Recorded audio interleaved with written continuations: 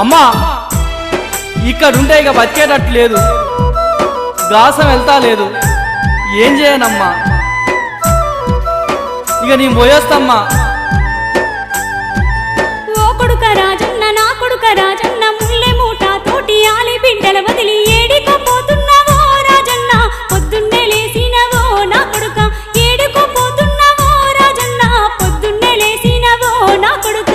తాత చేసిన అప్పు అయ్య చేసిన ముప్పు, అప్పులోలా బాధ బ్యాంకులోలా గోల, బతుకంత భారమయ్యి ఓయమ్మ బయలెళ్ళిపోతున్ననే మాయమ్మ, బతుకంత భారమయ్యి ఓయమ్మ బయలెళ్ళిపోతున్ననే మాయమ్మ.